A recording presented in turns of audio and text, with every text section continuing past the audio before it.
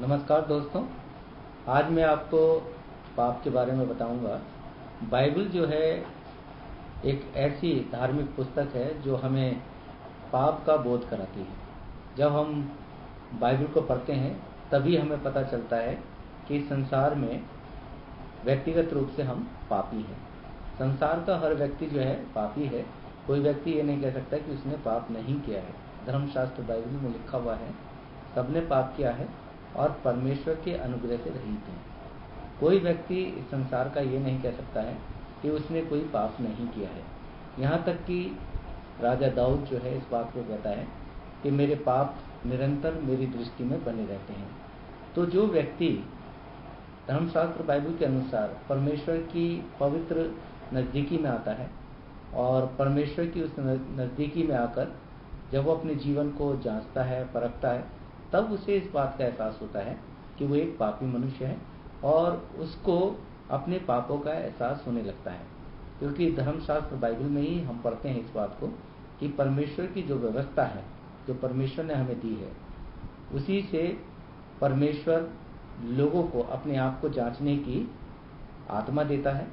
और जब हम व्यवस्था का अध्ययन करते हैं, व्यवस्था को पढ़ते हैं, तब हमें इस बात का बोध होता है कि हम एक पापी मनुष्य हैं और हमने संसार में बहुत से पाप किए हैं। ज़रूरी नहीं है कि हम शरीर के माध्यम से पाप करें। पाप जो है हम अपने विचारों से भी करते हैं और अपने शब्दों से भी करते हैं। तो पाप किसी न किसी रूप से हमारे जीवन में होता ही है। लेकिन एक और भेद की बात मैं आपको बताऊं कि हम इसलिए पापी नहीं हैं कि हम पाप करते हैं, बल्कि हम पापी इसलिए हैं क्योंकि हम स्वभाव से ही पापी हैं। जब परमेश्वर ने आदि मानव आदम को और उसकी पत्नी हवा को बनाया तो वो पूरी तरह से सिद्ध थे, पवित्र थे। और इसीलिए परमेश्वर जो कि पवित्र है, जिसके साथ संगति करने के लिए पवित्रता की आवश्यकता पड़ती है, वो परमेश्वर आदम और हवा के साथ जो है संगति किया करता था। और जब उन दोनों के जीवन में पाप आया तो परमेश्वर के साथ उनका अलगाव हो गया। परमेश्वर ने उनके साथ संगति करना छोड़ दिया और परमेश्वर ने उन्हें अदन की वाटिका से भी बाहर निकाल दिया। इसका मतलब ये नहीं कि परमेश्वर ने उनसे प्रेम करना छोड़ दिया।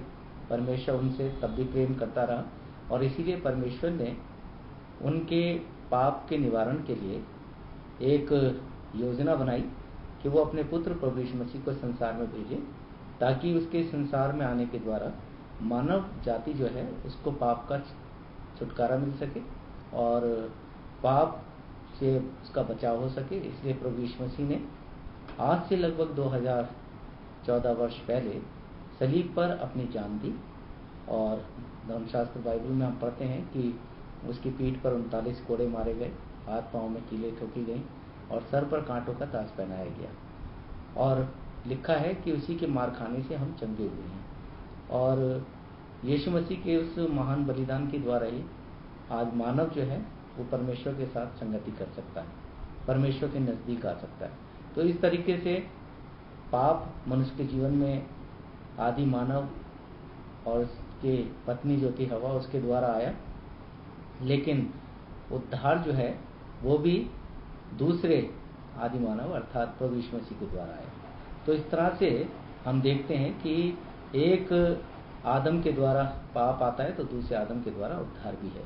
तो इस तरीके से हम अपने जीवन में पाप को जान सकते हैं, उसकी जांच कर सकते हैं अपने जीवन में, और उसके छुटकारे के लिए हमें क्या करना होगा ये भी देख सकते हैं। क्योंकि धर्मशास्त्र बाइबल में लिखा हुआ है कि परमेश्वर ने जगत से ऐसा प्रेम किया कि उसने अपना इकलौता पुत्र दे दिया, ताकि जो कोई इस पर विश्वास करे वो नाश ना हो परंतु अनंत जीवन पाए।